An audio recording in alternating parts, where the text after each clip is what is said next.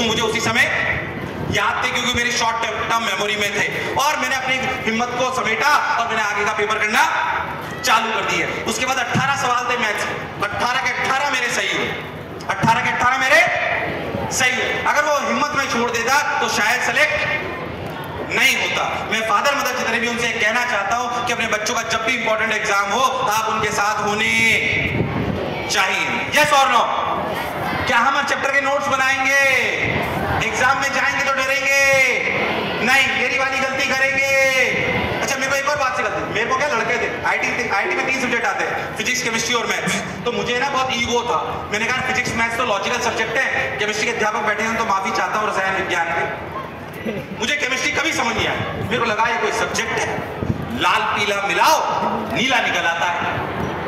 मैंने कहा मैं नहीं पढ़ रहा ऐसा सब्जेक्ट। जब मैंने सब्जेक्ट नहीं पढ़ा पर मेरा नुकसान। आप मानो केमिस्ट्री में मेरे बोर्ड में और एग्जाम में दोनों में बहुत कम नंबर आए। फिजिक्स मैथ्स में मेरे अंडर 200 रैंक जितने नंबर थे, अंडर 200 अंडर 100 टाइम। पर रियलिटी में मेरे केमिस्ट्री में बहुत ही कम नंबर थे। बोर्ड में मेरे केमिस्ट्री में नंबर आए साहब 55 100 में से। आपको बहुत अच्छे लग रहे होंगे पर आपको जान के और खुशी होगी, इस 55 में से 30 नंबर तो प्रैक्टिकल के नाम पे स्कूल ने भेजे थे। सोचो तो मेरे कितने आए होंगे। और मेरे आईआईटी में रियलिटी में नंबर आए 60 में से मात्र 11।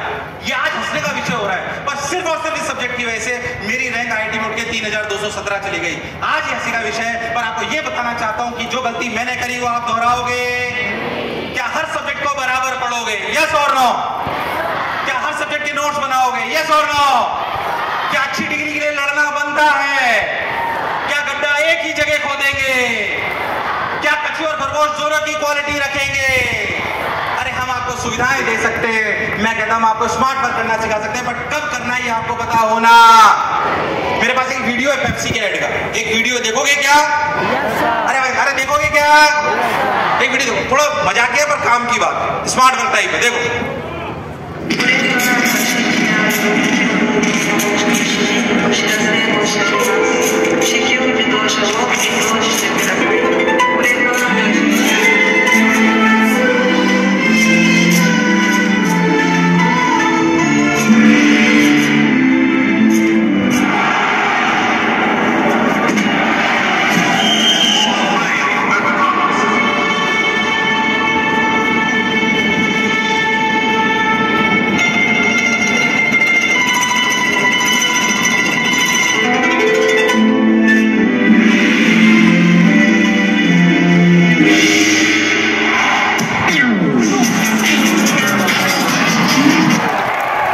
समझ आया क्या?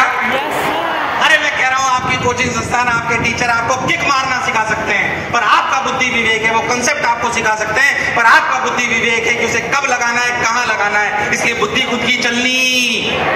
अरे यस और नो? अरे यस और नो? बुद्धि चलाएंगे कि नहीं चलाएंगे? क्या बात।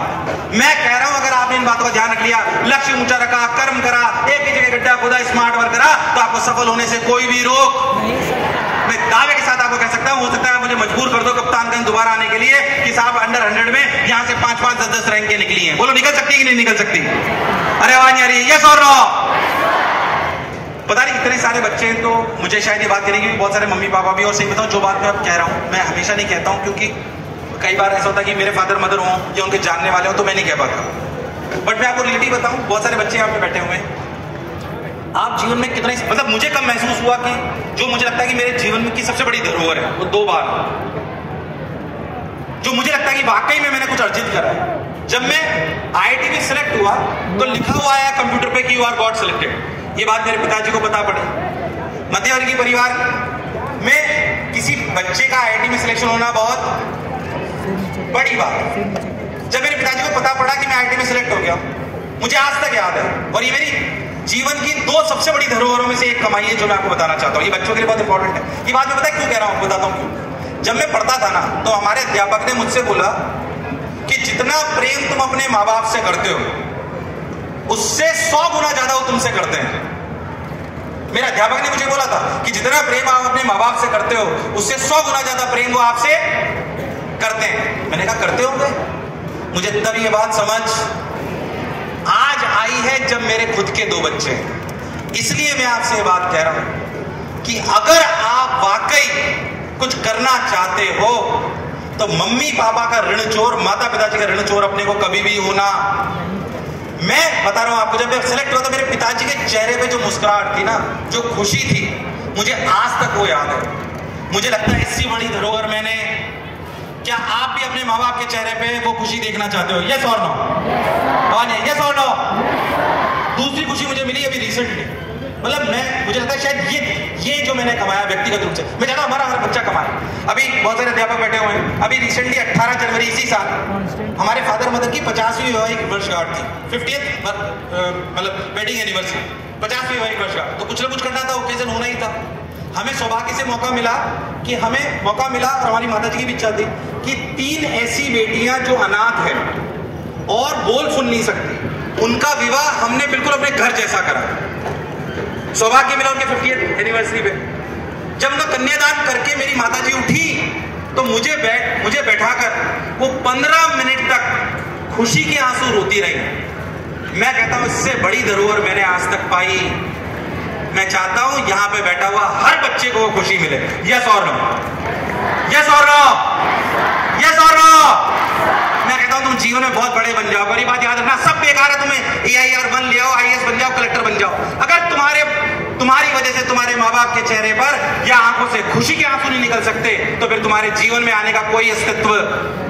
शायद मेरी बात थोड़ी अजीब सी लगेगी पर ये सच्चाई है। मैं जानता हूं सभागार में जितने बच्चे बैठे वो जीवन में सफल होंगे, लोग उनकी बड़ाई करेंगे और बहुत उनका गुमान करेंगे। मैं कह रहा हूं जब भी कोई आपकी बड़ाई करे, आपका सम्मान हो, तो मन में दोहराना, मैं पंक्तियां दोहराता हूं हमेशा कि मैं तो पत्थर हूं, कि मैं तो पत्थर हूं, मेरे माता पिता शिल्पकार हैं, कि मैं तो पत्थर हूं, मेरे माता पिता शिल्पकार हैं, और मेरी हर तारीफ के वो ही असली हकदार हैं, वो ही असली हकदार हैं। मैं कहता हूं एक बार अपने मम्मी पापा के लिए जोरदार तालियां बजा दीजिए, हाथ ऊपर करके।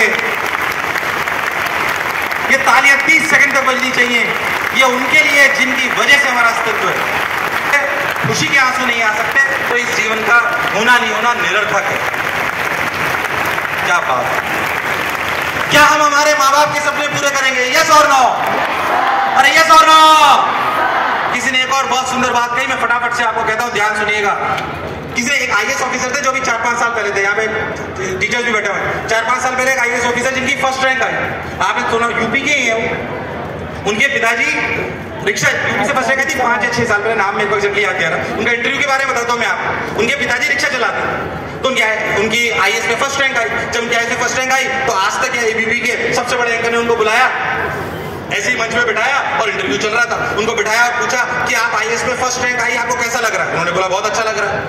उन्होंने बोला, वो जो एंकर थी उन्होंने बोला कि आप इतने दुखों को देखकर, इतने दुखों को पार कर आपने इस रैंक को अर्जित करा, आपको कैसा लग रहा है? उन्होंने बोला 1 मिनट। आपको किसने बोला कि मैंने दुख देखे? कि नहीं, आपको बहुत दूर पढ़ने जाना पड़ता था, आपके पास रिसोर्सेज कम थे। कि पहली बात, मैक्सिमम लोगों की डेफिनेशन दुख और संघर्ष की अलग अलग होती है। उन्होंने बोला कि जो मैंने करा, जो मैंने देखा, वो दुख नहीं था, वो संघर्ष था। क्या था? दुख हमारे परिवार का कोई सदस्य हमें कोरोना में छोड़ के चला गया, दुख है। और हमें 12 से 15 घंटे पढ़ना पड़ रहा है, हमें मेहनत करना पड़ रहा है, कम रिसोर्सेज में पढ़ना पड़ रहा है, ये दुख है कि संघर्ष है? उन्होंने बोला कि अगर जीवन में सफल होना है और जीवन में आप चाहते हो कि आप चर्चित हो, तो फिर आपको संघर्ष से प्रेम होना, संघर्ष से प्रेम होना, संघर्ष से प्रेम होना। तो मैं कह रहा हूं दुख और संघर्ष में अंतर करना आना। दुख और संघर्ष में अंतर करिए। आपको ज्यादा पढ़ना पड़े, कम रिसोर्सेज में पढ़ना पड़े, ये दुख है कि संघर्ष है? दुख है कि संघर्ष है? और संघर्ष से प्रेम करना हमें आना। जो लोग संघर्ष से प्रेम करने लगते हैं ना, वो जीवन में जरूर सफल होते हैं। मेरे पास एक बहुत बढ़िया वीडियो है उन लोगों का जो लोग वाकई संघर्ष कर करके वाकई बहुत